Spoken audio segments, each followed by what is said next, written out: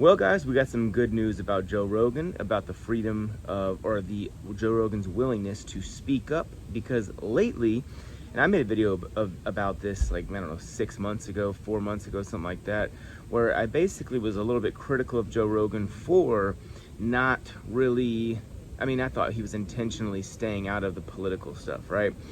Well, it turns out Joe Rogan, not only is he speaking on something incredibly important, not only did he have RFK Jr., presidential candidate RFK Jr. on his podcast, anti-establishment presidential candidate RFK Jr. on his podcast, but he also discussed all the stuff that you might have thought they would, or that you probably hoped they would discuss. And immediately after, Joe Rogan, a guy that doesn't use Twitter almost ever at all, went on Twitter and essentially called out Peter Hotez, who's apparently a doctor in Houston. I'm ashamed to share a state with this guy, because if you just take one look at him, you can tell dude is a fraud.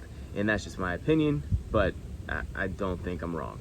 Anyways, but the reason I think this is a big story, and for me personally, is because I think that Joe Rogan, after they tried to cancel him and the N-word compilation and all that stuff that they tried to do to make him lose credibility, I felt, and he said, actually, it's not just my feeling, he said that he was going to intentionally stay out of certain topics, politics and things of that nature, and he was going to do that basically, in my estimation, from the way the mob treated him, right? They were all over him, and I can't imagine how that feels.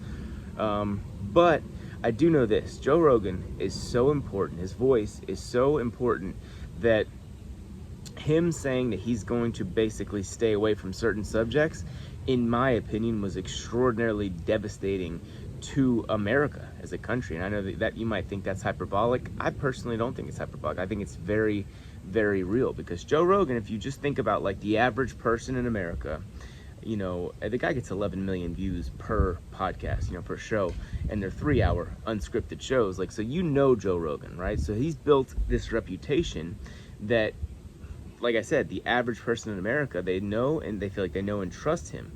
And I feel like that's a decent, conclusion to form, because when you look at Joe Rogan, he's never really done anything that makes you think he's about money over his, communication with audience, or like he's not trying to sell you anything. Yeah, he has sponsors, but that's just, normal, sort of influencer stuff. But like, to me, I think that Joe is remarkably honest, especially for a guy that doesn't actually have, a religion in his life. He's extraordinarily honest, and that is a rare quality nowadays, especially with the internet. He has, and this funny thing, Mark Cuban tried to basically accuse Joe of trying to get this debate set up for views or to drive engagement. It's like, Mark Cuban, you sound so stupid right now. Like, the guy's getting 11 minutes.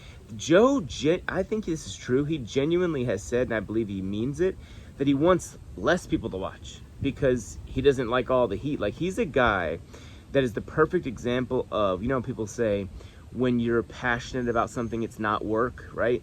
Joe doesn't have a business strategy, and he never did starting this podcast. He just kind of started doing something he wanted to do because he wanted to do it. He got better at it because he was having fun and enjoying himself. And then all of a sudden, it became what it is today, which is the biggest podcast in the world still. And that's with him being exclusive to Spotify. So it's pretty impressive.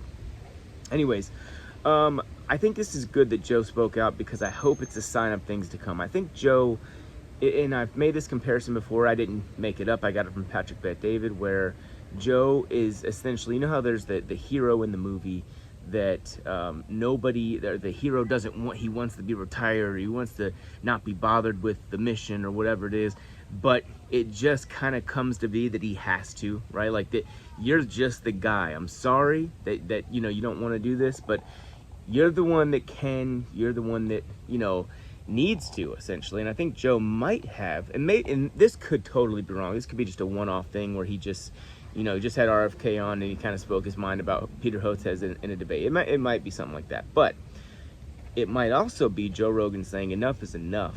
I'm going to stand up a little bit more, right? Like, Joe going back and forth with quote tweeting this Peter Hotez doctor dude. I've never seen Joe Rogan do that before. I've never seen him get into what people would call drama. I don't call that drama. I call that fighting, right? And I call that fighting for truth. And I think that that is absolutely what America needs, more so than almost ever before, right? And so Joe Rogan is going back and forth with Peter Hotez. He's like, oh, are you sure I'm not a neo? Whatever he called him, basically like holding him accountable to things that he said about Joe in the past. And he's like, I know you deleted your tweet, but I saw it. You know, and just not letting the guy off the hook, right? Like he's saying, wait, I asked you, let's be clear here. I'm publicly challenging you to this because you say RFK is full of shit. Will you debate him? And the guy still wouldn't answer. Peter Hotez is just, when you look at the guy, you can just tell dude is a complete, in my opinion, again, complete snake. But anyways, my perspective on that is, number one, I think it's fantastic that Joe's doing that. Number two, I don't think there's any chance Peter Hotez debates RFK, and that's very disappointing because, and I'm sorry about this damn, I feel like every time I make a video, a plane flies over my head, but just bear with me. I think it's devastating because this is a gigantic topic, right? Like, and not just the COVID vaccine, but like all of them. You know, where's the truth at? I mean, I have an idea. I think that, you know, I think a lot of us have our own ideas, but it'd be nice to have two quote unquote experts get together and actually challenge each other's studies and to push back on things that maybe other people wouldn't push back on.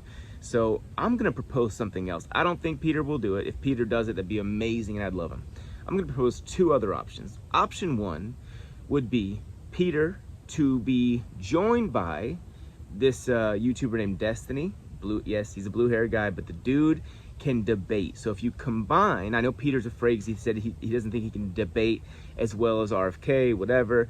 Well, if you combine Peter's, you know, knowledge or whatever he's got, you know, his intellect as an MD and, you know, medicine guy, and you use Destiny to help, you know, convey the debate message, maybe that would be something Joe Rogan and Peter would entertain. I don't think RFK would be in any way intimidated by going 1 versus 2. Unreal. And so I think that would be one solution to this, where we could actually get some kind of a debate, because I think that's very important. The other part would just be Destiny by himself. Dude, I've seen Destiny debate this issue, and obviously he's not debated it with RFK, but he's debated it with, yeah, I mean, just, I don't remember who it was, but the point is he can debate it. I know he can debate this issue.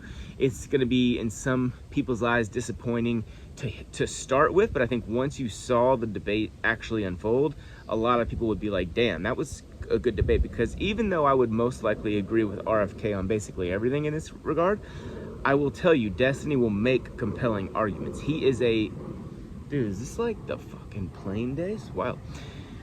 He will make compelling arguments that make you think and that make RFK think. He will. So I would love to see that debate in and of itself. I'd be a huge proponent of that.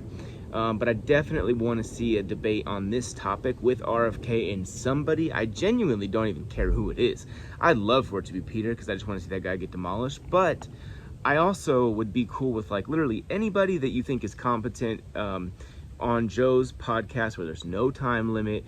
Joe is incredibly good at staying out of it. Like, he might say something that agrees with one person, but then he'll turn around 10 seconds later or 10 minutes later and say something that agrees with the other person, because he's genuinely, in my opinion, a neutral guy, right? That's why it was weird. Sorry about the shaking. That's why it's weird that for Mark Cuban to basically suggest that like Joe is biased and all this stuff. Like, dude, if Joe was shown real evidence that this thing is effective and safe, then I guarantee you he would say that, and he might even take it.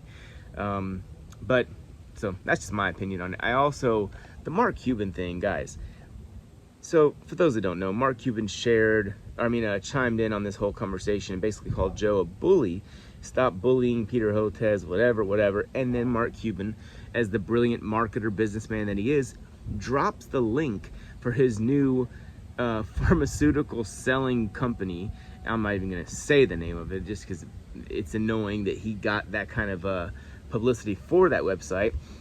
And on a website that, by the way, there was a doctor, the lady, I can't remember her name, Bowden, I think. She's a doctor out of Houston as well.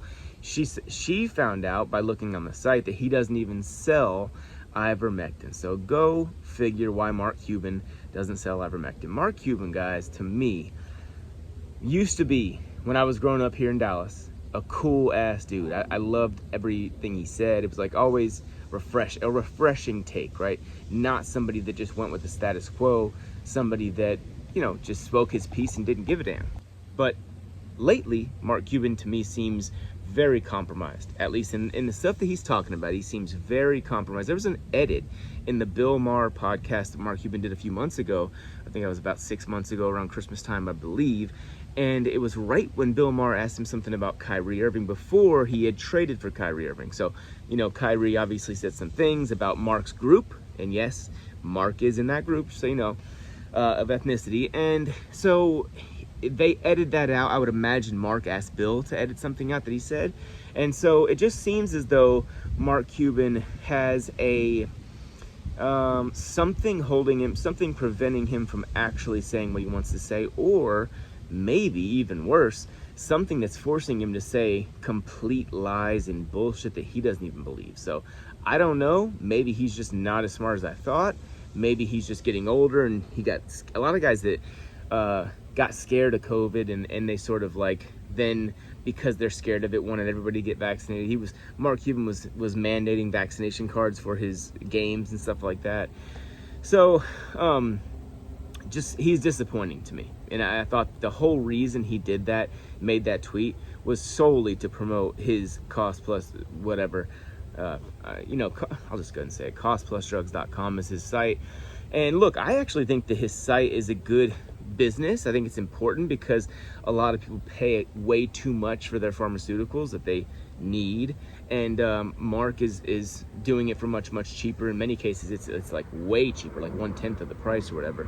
So cool, great, but at the same time, dude, you're gonna sit there and accuse Joe Rogan and Elon Musk of being like the mainstream media? Like, you are a fool. And if you didn't see the response from Patrick Bet-David on Twitter, he quote tweeted Mark, and he laid out a gigantic tweet of basically everything that's wrong with Mark's tweet. I thought it was awesome, and I think if you haven't seen it, it's got like over 60K likes in less than 24 hours, so you should go check that out.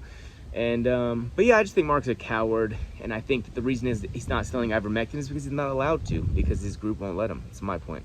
I mean, that's my point of view. So anyways, let me know what you guys think, but I think it's a gigantic positive that Joe Rogan is speaking on issues that they don't want him speaking on again, because Joe is honest and he has a voice that carries a bunch of weight, and America needs him, point blank period. So anyways, let me know what you guys think in the comments, and subscribe if you haven't already. Peace out.